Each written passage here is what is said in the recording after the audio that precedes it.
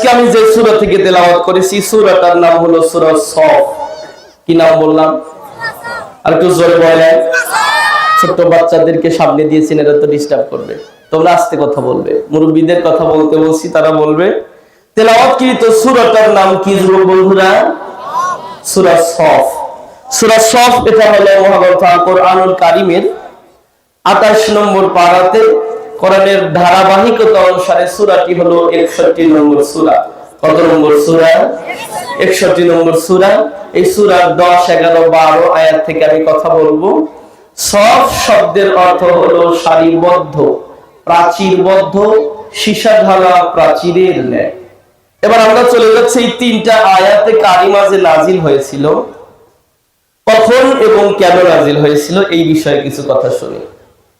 3টা আয়াত যখন নাজিল হয় তখন প্রিয় নবীজি সাল্লাল্লাহু আলাইহি ওয়াসাল্লাম উহুদ যুদ্ধ থেকে রক্তাক্ত অবস্থায় মদিনাতে অবস্থান করতেছিলেন।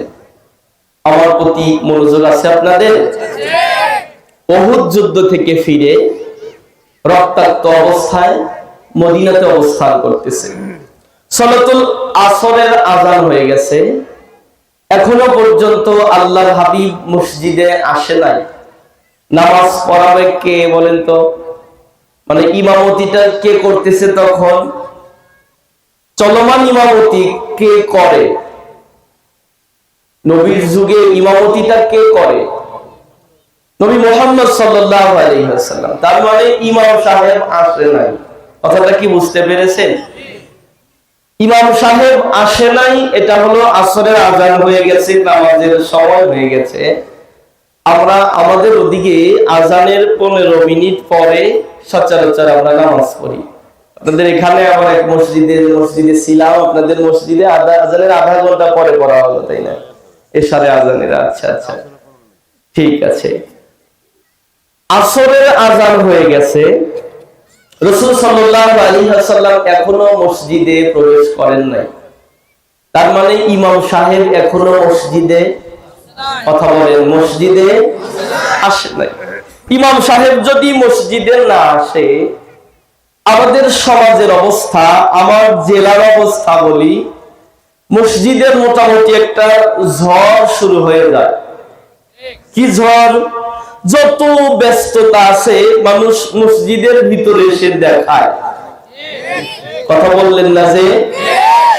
দেখবেন বাজারে গেছে, ঘন্টার পর ঘন্টা বসে আছে, সেখানে কোনো জরুরত নাই, সেখানে কোনো তাড়াহুড়ো নাই। কিন্তু মসজিদে আসলে মনে হয় যে, আমি মাঝে মাঝে কথাটা বলি, কিছু মানুষের আচরণ দেখে মনে হয় মসজিদে এসেছে না এরা পাবলিক টয়লেটে ঢুকেছে। মানে কত দ্রুত পারে মসজিদ থেকে বের হতে চায়, এরকম মানুষ কি আপনাদের এখানেও আছে? এখানে শুক্রবারের দিন ভিড় ঠেলে সামনে গিয়ে দাঁড়ায়, সালাম ফিরানোর পরে দেখা যায় যে হ্যাঁ হ্যাঁ হ্যাঁ সবার ভিতর দিয়ে উকি ঝুঁকি দিয়ে চলে আসে। এরকম মানুষ সমাজে আছে। অথচ রাসূল সাল্লাল্লাহু আলাইহি ওয়াসাল্লাম বলেন, একজন নামাজি ব্যক্তির সামনে দিয়ে যেতে গেলে কি ক্ষতি হয় এটা যদি তোমরা জানতে, 40 বছর পর্যন্ত দাঁড়িয়ে থাকতে অথবা বসে থাকতে নামাজির সামনে দিয়ে যেতে না। আপনাদের এখানে কি যায়? আর ইমাম সাহেব আসতে যদি দেরি হয়, মসজিদে কি কথা হয়? হয় কি? কথা কোন ধরনের হয়? আমাদের ওখানে ইমাম সাহেব আসে নাই, 10 মিনিট 5 মিনিট হয়ে গেছে, তখন মসজিদেও তো মানুষ কথা ঢুকাতে ঢুকাতে দুনিয়াবি কথাগুলো মসজিদে ঢুকায় দেয়। বসেছে মুরব্বির পাশে বসেছে, কাকা কি ধান লাগাইলেন? আমাদের গ্রাম্য ভাষায় যেটা বলে, কি ধান লাগাইলেন? এবছর সরিষার ফলন কিরকম হলো? তোমার অমুক গাছ বিক্রি করতে চেয়েছিল, গাছটা কি বিক্রি হয়েছে? এরকম কথা কি মসজিদে হয়? কথা বলেন, হয়। আবার অনেক মুরব্বীরা আছে, এরা হলো যে আমাদের গ্রাম্য ভাষায় বলে চেতা প্রকৃতির, মানে একটু রাগ বেশি। কথা বলছেন? এরা মসজিদে যায়, ইমাম সাহেব 5 মিনিট পরে আসছে, ইমাম সাহেবের উপরে ঝাড়ি দিয়ে কথা বলে। এমন মানুষকে আছে? কথা বলেন, আছে? অথচ এই মুরব্বীর সময়ের মূল্যায়ন ইনি কিভাবে করে? সালাতুল জোহরের নামাজ আপনাদের এখানে পড়েন কয়টায়? 1:30টায়। হ্যাঁ, এই মুরব্বী বাড়ি থেকে বের হয়েছে সকালে 11টায়। আপনার এটাকে কি বলে, ছেলের বউ, বেটার বউ যেটা, জিজ্ঞেস করলো যে এত সকালে বের হলেন কেন? বলে যাই মসজিদের দিকে যাই, যাওয়ার পথে একটু খবর টবর দেখে যাই। কথা বলে না, খবর টবর। চাষতলে বসেছে মুরব্বী মানুষ, দাড়ি পাকা চুল পাকা মুরব্বী মানুষ, চাষতলে বসে টিভির দিকে তাকিয়ে আছে। এমন মানুষ কি এখানে আছে? তাকিয়ে আছে। 11টা যায়, 12টা যায়, 12:30টা যায়, উনি ঘড়ি দেখছে না। জোহরের আজান হয়ে গেছে, উনি টিভির ঘর থেকে উঠতেই চায় না। কথা বলে। যুবকেরা বলে যে কাকা ওঠে, নামাজের না সময় হয়ে গেল। বললে আমার হুজুর যে বড় সূরা জানে, তোমরা কি জানো? এই নিয়ত বাঁধলে তো আধা ঘন্টা পরে গেলেও নামাজ পাওয়া যায়। এই যে দেখতেছে আর 6 বলে 6 দাও, কথা বুঝে না, 6 বলে মুরব্বী তাকায় আছে। অথবা অনেক মুরব্বী আছে, আল্লাহ মাফ করুক, ছবি দেখতেছে। দেখে কি? কথা বলেন, দেখে কি? তাকায় আছে। এই মুরব্বীর মনটা কিন্তু চাষতলের ভিতরেই রয়েছে। 1টা 20, 25, 30 বেজে গেছে। যুবকরা তো কিছু মুরব্বীদের দেখে লজ্জায় পায়। এই মুরব্বী এসে যুবকদের কাতারে বসে টিভি তাকায় দেখে। কাকা যান না বাবু। তখন ওই উঠে দেয় দৌড়ে, 32 বেজে গেছে, নামাজ শুরু হয়ে গেছে। দিছে তো চাষতলে বইলে দিতেছে, এই চা 1 কাপ ধর, আমি আসতেছি। আমাদের গ্রাম্য ভাষা যেটা, 1 কাপ চা বানা। বললেন চাচা আসার পরে নাই বলতেন, বলে ওখানে যাই কেন শুয়ে থাকবো নাকি? এই যাবো আর আসবো, ওই চা বানা, আমি আসতেছি। এই মুরব্বী নামাজে গেছে, ওযু করছে তো সকালে 11টায়। কয়টায়? ওযু করে বেরিয়েছে না। ওই মুরব্বী নামাজে যায়, তাড়াহুড়ো করে নামাজের নিয়ত বাঁধছে। তাড়াহুড়ো করে মসজিদে ঢুকতে ডান পার জুতো খুলছে, বাম পার জুতো পার সাথেই মসজিদের ভিতরে ঢুকে গেছে। এরকম হয় না? তাড়াহুড়ো করে গেছে। ওই ইমাম সাহেব রুকুত গেছে, চিন্তা করে যে রুকু ধরতে পারলে তো রাকাত ধরতে পারি। তাড়াহুড়ো করে রুকুতে গেছে, বাস রুকু থেকে উঠেছে। সেজদায় যখন যায়, মুরব্বী মানুষ 11টায় ওযু করেছে, এর ভিতরে বাতাস জমা হয়েছে। এই বলতেছে, যখন সেজদায় গেছে তখন বলতেছে চাচা আমি এখন গেলাম। এই মুরব্বী কয় যে আর একটু সময় থাক। কথা কয় না, আর একটু সময় থাক, এই আপনার ভেতরটা বসতে পারলেই বাইসে যায়। এই মুরব্বী সেজদায় গেছে, তখন মনে পড়ে গেছে 6 বলে 6 নাই, না জানি কি হইল। কথা বলেন। কারণ শয়তান তো নামাজের ভিতরে যত বেশি পারে ওয়াসওয়াসা দেওয়ার চেষ্টা করে। আপনি তাড়াহুড়ো করে দোকান বন্ধ করে গিয়ে নামাজে দাঁড়াবেন, দেখবেন শয়তান আপনাকে প্রথম মনে করিয়ে দিবে, এই তাড়াহুড়ো করে যে দোকান বন্ধ করলি, দোকানের চাবি কই? চাবি। কিছু মানুষ নিয়ত বেঁধে আছে, ফস করে হাত দেয়, পকেটে হাত দেয়, দেখে দেখে আমার নিয়ত বাঁধে। এরকম কি হয় না? ফস করে ওযু করে, তাড়াহুড়ো করে ওযু করে নামাজে দাঁড়িয়েছেন, শয়তান আপনাকে ওয়াসওয়াসা দিচ্ছে। তাড়াহুড়ো করে ওযু করলে তোর মোবাইল কই? মোবাইল। 1 হাত দিয়ে পকেটে হাত দিয়ে দেখে মোবাইল আছে না। এরকম নামাজি এই এলাকায় কি আছে? এরা আবার মসজিদে যা গরম দেখায়, কার উপরে? ইমাম সাহেবের উপরে। কথা বলেন না কেন? ইমাম সাহেব যদি, আমি মাঝে মাঝে কথাটা বলি, 100 দিয়ে যদি 2-4-5 দিন নামাজ পড়ায়, কিছু মুসল্লি আছে ওই ইমাম সাহেবের সালাম কম, ইমাম সাহেবের মনে হয় সালাম নাই। অথচ একটা ইমামের যদি মুখস্থ নাও থাকে, তাও না হয় 20টা সূরা মুখস্থ আছে। যে মুসল্লি বলছে ওর পেটের ভিতরে বোমা মারলে 5টা সূরা বলতে পারবে না। কথা বলেন। সব দোষ ইমাম সাহেবকে দেওয়ার চেষ্টা করে। ইমাম সাহেব তো নেতা, নেতা তো তার মতো করে চলবে। 5 মিনিট আগে 5 মিনিট পরে নামাজ পড়ালে যদি আপনি নেতার উপরে মুখ উঁচু করে আঙ্গুল ঝুঁকিয়ে যদি কথা বলেন, তাহলে কি আপনি নেতাকে মেনেছেন? কথা বলেন, মেনেছেন? ইমাম সাহেবের সাথে সদাচরণ করার দরকার আছে না? এই বাচ্চারা তো সামনে, এটা তো এলো কথারই বলবে, আপনারা ওদেরকে সাইডে দেন না। কষ্ট হচ্ছে আপনাদের? এটা তো এখান থেকে কথা বেশি বলবে। ছোট্ট বাচ্চাদের সামনে দেন কেন? বড়দের আছে আপনাদের? সালাতুল আসরের আযান হয়ে গেছে, এখনো ইমাম মসজিদে আসে। সাহাবায়ে কেরামের প্রতিটি কর্মকাণ্ড কথা ছিল আখিরাত কেন্দ্রিক। তারা কথা বলতেছে, কি কথা? এক সাহাবী আরেকজনকে বলতেছে, ভাই এই যে যুদ্ধের ময়দানে গিয়ে রক্ত ঝরালাম শুধুমাত্র আল্লাহ পাকের হুকুম মানার জন্য, কিয়ামতে পার পাওয়ার জন্য, তো এমন কি কোন উপায় নাই যেই আমল করলে সরাসরি আল্লাহর জান্নাতে যাওয়া যায়? সুবহানাল্লাহ বলে। তাদের প্রতিটি কর্মকাণ্ড কথা সব ছিল জান্নাত কেন্দ্রিক, কিভাবে জান্নাতে যাওয়া যায়। ঠিক আছে তো? আর আমাদের তো দুনিয়াবি কথা বলি আমরা। এই প্রশ্নটা রাসূলকে করবে কি? আবু বকর তুমি করো। আবু বকর বলল, না ভাই, মা ফাসাই দুআ চাই। নবী এখনই যুদ্ধের ময়দান থেকে ব্যথিত হৃদয় নিয়ে ফিরেছে, এখন এই প্রশ্ন আমি করতে পারবো না। ওমর তুমি করো। বলে, না আমি ওই প্রশ্ন করতে পারবো না। তাহলে আলী, তোমার সাথে সম্পর্ক ভালো, প্রশ্নটা তুমি রাসূলকে করো। আলী বলে, না ভাই, এই কাটা গায়ে লবণের ছিটা দেওয়ার জন্য এখন এ প্রশ্ন আমি করতে পারবো না। এমন সময় রাসূল আকরাম সাল্লাল্লাহু আলাইহি ওয়াসাল্লাম মসজিদের ভিতরে তাশরিফ আনলেন।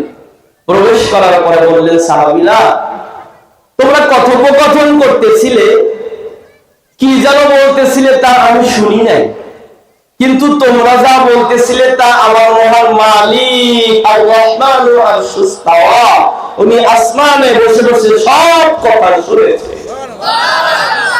শুধু শোনেন নাই, উনি তোমাদের এই প্রশ্নের জবাবে একটা আয়াত নাযিল করে দিয়েছে। বলেন সুবহানাল্লাহ। রাসূল আকরাম সাল্লাল্লাহু আলাইহি ওয়াসাল্লাম ডেকে বললেন, সাহাবীরা, তোমরা কথা বলতেছিলে এমন কি কোন আমল আছে যে আমল করলে সরাসরি আল্লাহ পাকের জান্নাতে প্রবেশ করা যায়? কিন্তু এই প্রশ্নটা নবীকে করবে কে? প্রশ্ন করার মতো সাহস তোমরা কেউ পাও নাই। আমার আল্লাহ রাব্বুল আলামিন আরশে আল্লাহয় বসে বসে তোমাদের সব কথাগুলো শুনেছে। শুধু শোনেন নাই, আমার আল্লাহ রাব্বুল আলামিন তোমাদের ব্যাপারে আয়াত নাযিল করে দিয়েছে। আল্লাহ রাব্বুল আলামিন ডেকে বলে, ইয়া আইয়ুহাল্লাযীনা আমানু, ওহে তোমরা যারা ঈমান আনয়ন করেছো, তোমরা যারা ঈমানদার বলে দাবি করো, তোমরা যারা মুসলিম বলে দাবি করো, তোমরা যারা মুমিন বলে দাবি করো, তার মানে এখানে আল্লাহ পাক ডাক দিয়েছে আমানু, ঈমানদারদেরকে, মুসলমানদেরকে। ভিন্ন ধর্মের কাউকে ডাক দেয় নাই।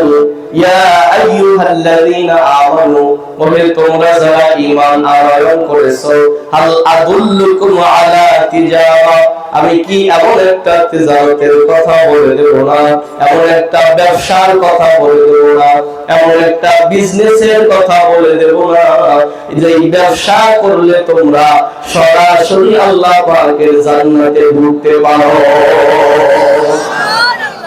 আল্লাহ রাব্বুল আলামিন ডেকে বলেন, তোমরা যারা ঈমান আনয়ন করেছো, আমি কি তোমাদেরকে এমন একটা বিজনেসের কথা বলে দেব না, এমন একটা ব্যবসার কথা বলে দেব না যেই ব্যবসা করলে, যেই বিজনেস করলে তোমরা সরাসরি আল্লাহ পাকের জান্নাতে প্রবেশ করতে পারো? ওই আমলগুলো কোন আমল আমাদের জানার দরকার আছে না নাই? আর আসতে বলেন, আছে না নাই? জানার যদি দরকার থাকে, অন্তত শেষ পর্যন্ত কয়েকটা কথা শুনে যেতে হবে, হয়তো জীবনের মোড় পরিবর্তন হয়ে যেতে পারে। আল্লাহ রাব্বুল আলামিন ডেকে বলে, শোনো, তোমরা যদি সরাসরি আল্লাহর জান্নাতে যেতে চাও, তোমাদের প্রথম নাম্বার আমল হলো তুমিনুনা বিল্লাহ, বিপদে পড়ো, মুসিবতে পড়ো, ঈমান হারা হয়ো না। যখন তুমি ইমানদার বলে দাবি করবে, যখন তুমি মুমিন বলে দাবি করবে, যখন তুমি মুসলিম বলে দাবি করবে, তোমার উপরে বিপদ আসবে, মুসিবত আসবে, নির্যাতন নিপীড়নের স্কিম চালানো হবে, তথাপি তুমি যেন ঈমানের পথ থেকে এক চুল পরিমাণ পিছনে সরে যেও না। কথা কার? আরো আসতে বলেন, কথা কার? আল্লাহ পাক ডেকে বলে, শোনো, যদি তুমি ঈমানদার হও তাহলে তুমি শোনো, তোমাকে আমি ওই আমলের কথাটা বলি। তুমি যদি সরাসরি আল্লাহর জান্নাতে যেতে চাও, প্রথম নাম্বার আমল হলো তুমিনুনা বিল্লাহ, আল্লাহর উপরে ঈমান আনতে হবে। বিপদে পড়ো, মুসিবতে পড়ো, ঈমান হারা হওয়া যাবে না।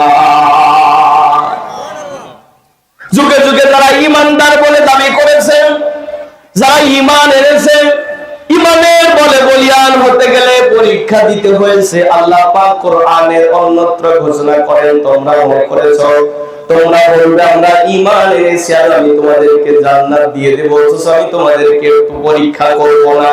না, এটা হতে পারে না। আমরা সামান্য মাটির পাতিলও যদি বাজার থেকে কিনতে যাই, কেনার আগে কিন্তু টোকা দিয়ে দেখে নেই এটা ঝনঝন করে নাকি ড্যাব ড্যাব করে। কথা বলেন, যদি ঝনঝন করে তাহলে সেটা কিনে নিয়ে যাই। যদি ঢ্যাপ ঢ্যাপ করে, আমাদের গ্রাম্য ভাষায় যেটা যদি ফাটা হয়, এটা আমরা কিনি না। সামান্য পাতিল কিনতে গেলে যদি আপনার পরীক্ষা করে কেনা লাগে, দুনিয়ার যত কাজকর্ম করেন সব কিছু আগে পরীক্ষা করে করেন। সামান্য পাতিল কিনতে যদি পরীক্ষা করে কেনেন, 10-20 টাকা দাম যার, আল্লাহ আমাদেরকে সীমাহীন জান্নাত দান করবে। এই জান্নাতে যেতে হলে বুঝি পরীক্ষা দেওয়া লাগবে না? যারা বলেন লাগবে না, আল্লাহ পাক দেখে বলে শোনো, প্রথম নাম্বার হলো তুমিনুনা বিল্লাহ, আল্লাহর উপরে ঈমান আনো। আর ঈমান আনার পরে এর উপরে অবিচল আর অটল থাকতে হবে। এর উপরে অবিচল আর অটল যদি থাকতে পারো, তাহলে তুমি জান্নাতে যেতে পারবা। প্রথম নাম্বার হলো ঈমান আনা, আর তার উপরে অবিচল আর অটল থাকা। অবিচল আর অটল থাকতে গেলে পিছুটান আসবে, বাধা বিপত্তি আসবে, নির্যাতন নিপীড়ন আসতে পারে, তথাপি ঈমানের পথ থেকে এক পা পিছনে যাওয়া, যাওয়া আর আসতে পারে যাওয়া। যুগে যুগে বহু নেতারা এরকম পরীক্ষা করেছে ঈমানদারদেরকে। এই পৃথিবীতে একজন ছিল ফেরাউন, যিনি বলেছিল আনা রাব্বুকুমুল আ'লা, যিনি খোদা দাবি করেছিল। এই ফেরাউনকে শায়েস্তা করার জন্য আল্লাহ পাক একজন পয়গম্বরকে পাঠিয়েছিলেন, তার নাম কি? যারা বলেন, আল্লাহ পাক বললেন ইযহাব ইলা ফিরআউন, মুসা তুমি ফিরআউনের কাছে যাও। মুসা নবী দেখে বলে, আল্লাহ আমি ফিরআউনের কাছে যাব, ও তো আমাকে আস্ত গিলে ফেলবে, আর আমি তো কথা বলতে পারি না, তোতলা প্রকৃতির। আল্লাহ আমি যেতে পারি, তবে আমার একটা ভাই আছে হারুন, ও বাকপটু, ওকে যদি তুমি নবুয়ত দাও তাহলে ও আমার সাথে যাবে, সঙ্গ দিবে, ওর কথা পরিষ্কার ক্লিয়ার হয়, ওর কথা ফেরাউন বুঝতে পারবে। ভাইয়ের দোয়া ভাইয়ের জন্য কবুল হয়। পৃথিবীতে একজন মাত্র নবী যিনি ভাইয়ের দোয়ার বরকতে হয়েছিলেন, উনি হলেন মুসা পয়গম্বরের ভাই মুসা পয়গম্বরের ভাই হারুন পয়গম্বর। কিন্তু আমাদের সমাজে দেখবেন এই ভাই ভাইয়ের মধ্যে মহব্বত নাই। কথা বলেন, ভাই ভাইয়ের সাথে ভালো সম্পর্ক নাই, প্রতিবেশীর সাথে ভালো সম্পর্ক আছে, অথবা দূরবর্তী আত্মীয়দের সাথে ভালো সম্পর্ক আছে, নিকটাত্মীয়ের সাথে সম্পর্ক ভালো নাই।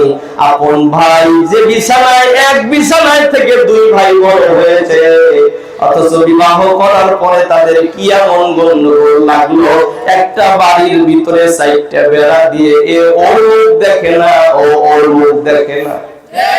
এরকম কি এখানে আছে? আপন ভাইয়ের সাথে সম্পর্ক নাই, অথচ গ্রাম্য ভাইদের সাথে আচরণ ভালো করে, এমন মানুষ কি সমাজে নাই? ভাইয়ের দোয়া ভাইয়ের জন্য কবুল হয়। মুসা নবী দোয়া করলেন, আল্লাহ পাক বললেন যাও আমি তোমার ভাই হারুনকে নবুয়ত দিয়ে দিলাম। মুসা আর হারুন দুইজন গেছে ফেরাউনের কাছে। আল্লাহ পাক বললেন মুসা আস্তে করে নম্র সুরে বলিও। মুসা গেছে, ইনি তো রাগী নবী ছিল, বাহির থেকেই বলতেছে এই ফেরাউন। এটা কি নম্র হলো? কথা বলে ফেরাউন এসেছে, এই মুসা বলে আমি নবী হয়েছি, আমার ভাইও নবী। সুবহানাল্লাহ বলে। ফেরাউন বলতেছে ও আল্লাহ, খায়া কাম পায় নাই, তোদের দুই ভাইকে নবুয়ত দিল এই গরিব মানুষের ঘরে।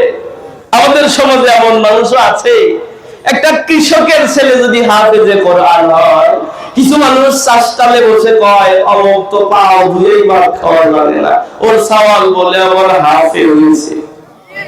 কথা বল না কে? তার মানে গরিবের সন্তান পড়ালেখা করতে গেলে একদল ধনী মানুষ চাষটালে বসে বিরোধিতা করে। আব্দুর রহিমের ছেলে আবার মেট্রিক পরীক্ষা দিয়ে আবার পাস করে পারিত, এটা বলছে স্বাভাবিক ভাবে বলে নাই, মুখ বাঁকা করে বলছে। কিছু ধনী আছে, কিছু ধনী ভিতরে জলে আছে না নাই? দেখা গেল শুধু পাস করে নাই, গোল্ডেন ক্লাস পেয়েছে। তখন এই চাষতালে চা খায় পায় যে নকল ফকলের পাস, এবছর করোনার ভিতরে পাস দিছে। কে কাকা তোমার তো দিল না, কথা কয় না।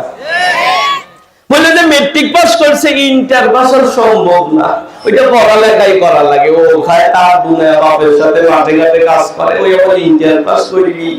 দেখা গেল যে ইন্টার পাস হইলা ভালো দেখা হয়েছে। সুবহানাল্লাহ। ওই ধনী চাষতালে বসে বসে বিরোধিতা করে, এই সার্টিফিকেট দিয়ে করিব কি? তাও বিশ্বাস না, ওই যে কাগজের সার্টিফিকেটের দাম আছে। এখন চাকরি নিতে গেলে মামু লাগে, মামু মূর্তির টেলিফোন লাগে, ওর কি তা আছে? দেখা গেল চাকরিওয়ালা একটা বিনামূল্যে মাপায়া দিছে। তখন ওই ধনী চাষতালে বসে বসে কয় আব্দুর রহিমের যেই ছেলেটা সরকারি চাকরি পেল, আমার মেয়ে ঝর্ণা, ওর সাথে বিয়ে দিলে কেমন হয়? কে তোর বিয়ে দিবি? কে তুই বিয়ে বল? কথা বল না কে? সারা জীবন বিরোধিতা করছে। এরকম মানুষ সমাজে নাই।